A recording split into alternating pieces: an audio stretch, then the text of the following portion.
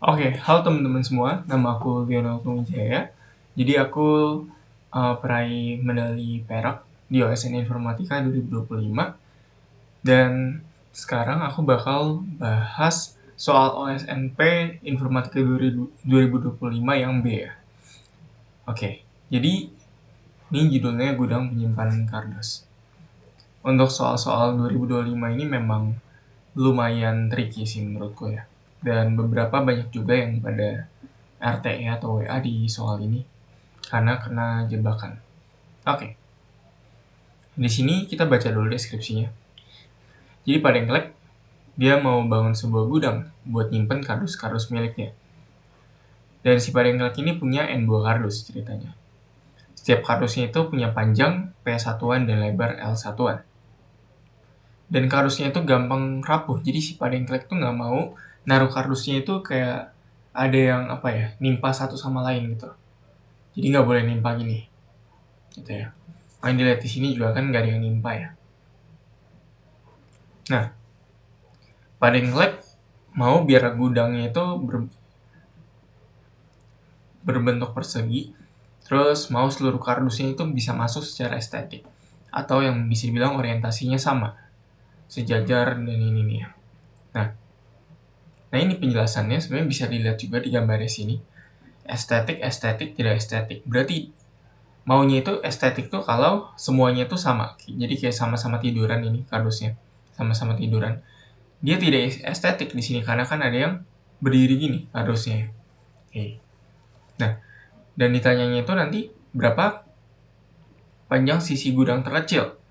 Jadi sisi gudangnya ini harus berapa gitu ya. Biar kardus dengan panjang P1 dan lebar L1 sebanyak N bisa masuk ke dalam si gudangnya itu. Oke. Di sini bisa juga kita lihat juga batasannya lumayan besar N-nya. L dan P-nya 2000. Oke. Buat soal ini, observasinya sebenarnya gini. Jadi, kalau aku sendiri waktu lagi kontes mikirnya gini. Oke. Kalau kita ada kayak ginian, misal 3x3 perseginya, dan kita punya kardus yang mau kita masukin 2x1. Nah, ini kita bisa ngapain? Kita bisa taruh yang gini kan. 1, 2, 3. Gini nggak boleh dong, karena nanti jadinya tidak estetik. Berarti kalau gini, jawabannya 3. Kita coba lagi. Kalau 4x4. 4x4 dengan yang 2x1 ini. Nah, ini kan berarti nanti ini 5, 6, 7, 8. Total ada 8 kan. Nah, ada 8. Oke, terakhir deh. Kita yang 5x5. 2, 3, 4. 1, 2, 3. Oke, 5x5. Kalau 5x5 gini, bentar ini aku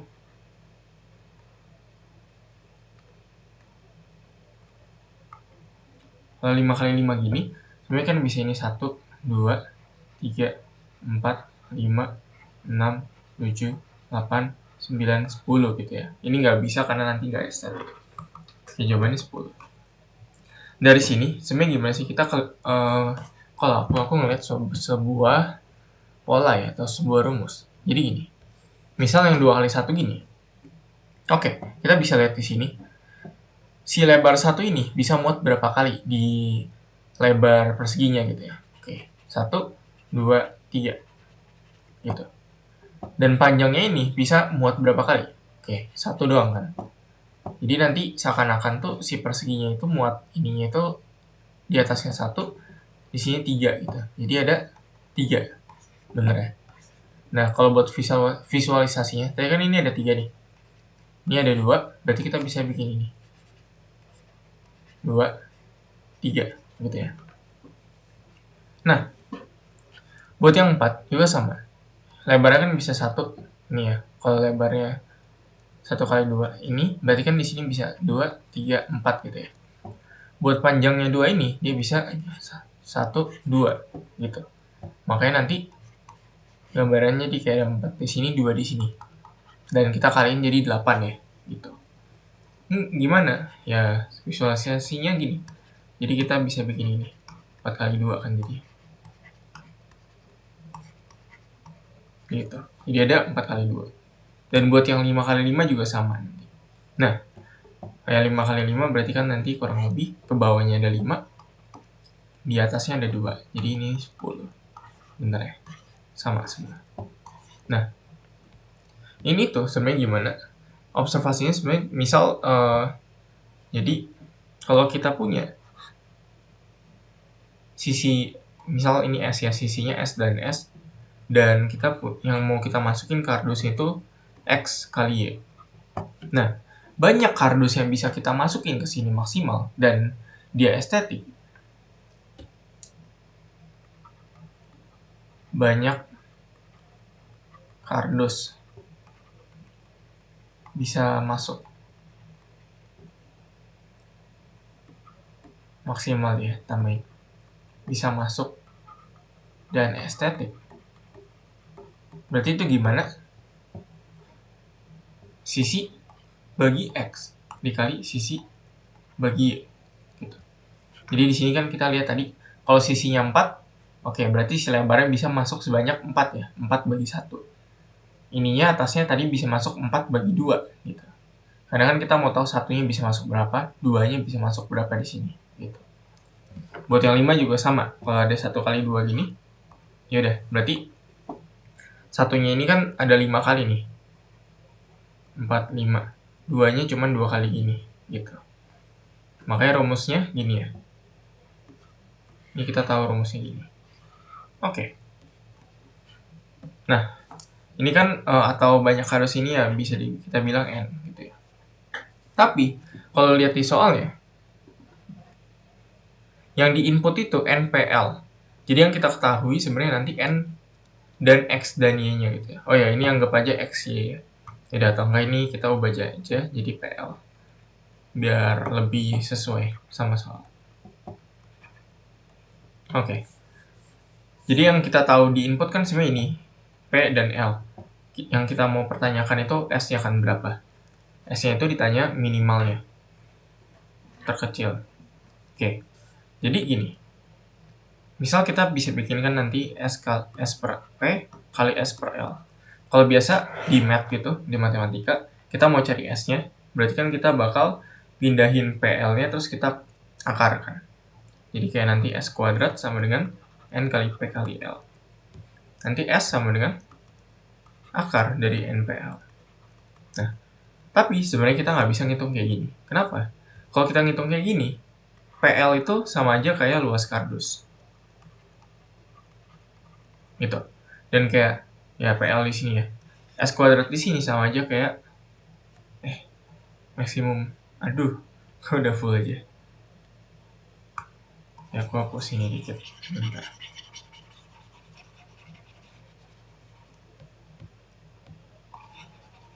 Sebentar teman-teman.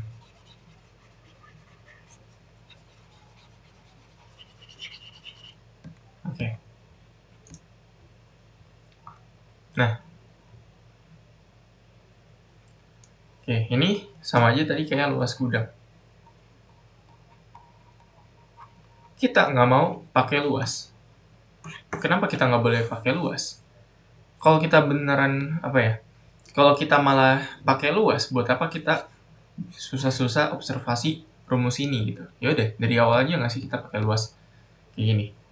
Berarti 5 kali 5 bagi apa tadi? 2 kali 1 ya. Kalau dicontoh ya, persegi 5 kali 5. Ini jadinya berapa? 12 ya yang bisa masuk. Padahal kita mau jawabannya 10 dong. Kenapa cuma 10? Ya karena ini. Karena kita tadi mau estetik. Kalau luas, berarti kan dia bakal ngitung semuanya dan nanti bakal ada yang tidak estetik ini jadinya gitu. Makanya kita di sini nggak boleh pakai luas gitu ya. Berarti kita harus tetap pada rumus ini. Nah, kita lihat di sini.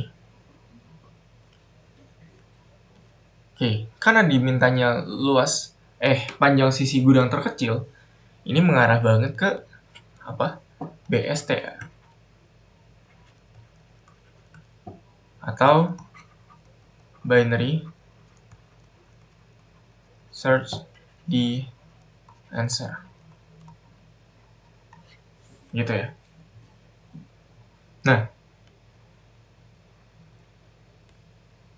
oke. Jadi biasa kalau kita binser kan mungkin indeksnya ya. Nah, ini kita ngebinsernya itu nanti si jawabannya guys, atau si sisinya gitu ya. Jadi nanti kita punya L, misal dari 1. Nah, R-nya nanti aku kasih tahu ya gimana cara nentuinnya. Gini. Kan berarti kita nanti bakal misal ngecek si sisinya itu misal di mid. Nah, kita kalau di binary search the answer itu, berarti kalau kita udah nentuin misal ini kemungkinan jawabannya di mid gitu. Ini kan berarti nanti kemungkinan sisinya gitu ya, kemungkinan sisi gudang. Nah, nanti kita nyari dia harus invalid atau tidak valid, invalid atau valid gitu kan. Nah, kita balik lagi ke rumus tadi gitu.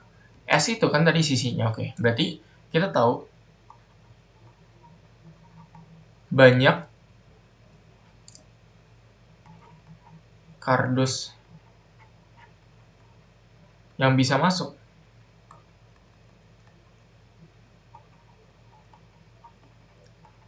ketika when sisinya itu sama dengan mid. Sisi gudangnya sebanyak mid. Itu sama aja kayak mid dibagi P dikali mid dibagi L gitu ya. Nah, ini nanti yang kita harus cek apakah dia invalid atau tidak valid. Nah, ini kalau dia lebih besar sama dengan n itu kan banyak kardus yang mau kita masukin tadi yang di input ya. Kalau gini ya udah kita bakal simpen si mid-nya itu jadi kemungkinan jawaban ke ends, dan nanti berarti apa? Sisi gudangnya coba kita kecilin gitu ya. Karena kan kita mau sisi gudang sekecil mungkin. Berarti kalau dia di mid sini aja udah bisa ini sebanyak n, ke kanan ini juga kan pasti dia udah bisa juga gitu, udah valid. Jadi kita coba cek di range ini sekarang. Jadi L-nya di sini, R-nya kita majuin ke sini gitu. Jadi kan nanti dia bakal ngecek lagi mungkin mid di sini gitu ya. Nanti baru yaitu binsernya gitu ya. Oke. Nah, di sini aku mau gimana cara nentuin R-nya dulu, R dari binser ya. Karena ini kan lumayan apa ya? Lumayan padat ya batasannya, constraint-nya. N-nya kayak tanggung banget, 10 banget 12. LP-nya 2000. Oke. Kita lihat. Gimana kalau kita bikin R-nya? Misal 1L18. Oke, kalau R-nya 1L18, berarti mungkin aja mid-nya itu kan ada pas dia di 1L18. Dan banyaknya kardus tadi yang kita hitung ini. Kita hitung ini gitu ya. Itu bisa aja berarti mid bagi P 1L18 bagi, oh ya, misal di sini P-nya 1, L-nya 1, worst case ya. 1 kali 1L18 bagi 1. Ini sama dengan 1E36. Gitu. Oh ya, yang belum tahu ini tuh sama aja kayak 10 pangkat 36 gitu ya. Nah, kalau kayak gini, ini kan kegedean banget. Ngelebihin batas long-long bahkan. Jadi kita nggak bisa dong. Ini pasti overflow gitu. Nah, kita coba kalau R-nya berarti harus kita kecilin. Kalau kita kecilin 1S9 misalkan. Dan nanti worst case-nya misal di P-nya 2000 dan L-nya 2000. Nah, jadi kalian pas mau nentuin R-nya ini, kalian harus lihat juga worst case-nya bisa gimana gitu. Kalau kayak tadi, R yang kegedean kan bisa overflow. Nah, gimana kalau R-nya 1S9 nih? Oke. Berarti nanti mid-nya ada pas dia di 1S9, pas paling banyaknya. Nah, banyaknya itu kita masukin lagi ke rumus. Ini 1S9 bagi 2000 kali 1S9 bagi 2000. Ini berapa? Ini kurang lebih 25 kali 10 pangkat 10 gitu. Dan ini masih kurang dari 10 pangkat 12 gitu ya. Sumpah kenapa ini mulu. Wait, aku hapus dulu ya.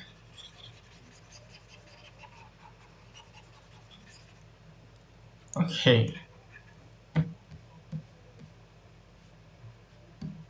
Nah, gini ya, kurang dari 10 pangkat 12. Sementara dikasih di soalnya itu apa? N-nya bisa sampai 10 pangkat 12 gitu. Jadi kalau nanti N-nya 10 pangkat 12 ternyata bisa aja nggak valid gitu ya. Oke, terakhir kita cek kalau R-nya 2S9. Terus P-nya 2000, L-nya 2000.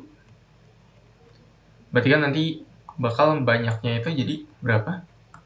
2S9 dibagi P-nya 2000 dikali 2S9 dikali P-nya 2000. Berarti ini bakal 1E6 kali 1E6 sama dengan 1E12 atau pas 10 pangkat 12 gitu ya. Gitu. Nah, ini berarti bisa gitu ya. Oh ya, ini berarti ini tuh 1E6 itu jadi kayak 10 pangkat 6 gitu ya guys. Terus kalau ada 2E9 gitu, ini sama aja kayak 2 dikali 10 pangkat 9 jadinya ya. Nah, nanti kalian kalau di infor bakal ketemu banyak penulisan pakai E kayak gini ya. Nah, kita cek lagi. Tadi kan kalau batas P-nya PL-nya di 2000. Gimana kalau P-nya di 1 dan L-nya di 1? Kayak yang 1E18 ini tadi. Apakah bakal overflow juga? Kita lihat. Banyaknya ini. Berarti kan nanti bakal di 2E9 bagi 1 kali 2E9 bagi 1. Ini bakal 4E18 atau 4 kali 10 pangkat 18. Nah, ini masih masuk ke batasan long gitu ya. Gitu deh. Jadi sebenarnya kita bisa pakai R-nya 2S9 gitu. Nah, aku bakal kasih lihat codingan aku. Ini codingan aku yang aku submit pas lomba seharusnya. Nah, di sini aku pakai R-nya 3S9. Ya, mirip-mirip ya. 2S9, 3S9. Tapi paling pas harusnya 2S9 sih kayaknya. Nah, di sini ya ada input doang, NAB-nya. Ini answer-nya tadi buat nyimpan jawaban sementaranya. Nah, ini binsernya. Kita binser si sisinya gitu, yang bakal jadi jawabannya sebenarnya. Nah, ini rumus tadi ya, kita masukin rumus. Terus kalau kita kali, ini kan berarti sisi bagi P dikali sisi bagi L. Kalau dia lebih besar sama dengan input yang diminta, ya udah kita jadiin jawaban sementara dan sisinya kita coba kurangin gitu. Kalau ini, kalau ternyata kurang gitu dari inputnya, kita bisa coba gedein range sisinya gitu. Oke, kurang lebih kayak gitu sih buat soal ini ya. Oke, cukup panjang ya ternyata. Oke deh, sepertinya segitu aja. Bye-bye teman-teman, semangat OSP-nya. Semoga kalian nggak kena RTE atau WA yang aneh-aneh ya nanti.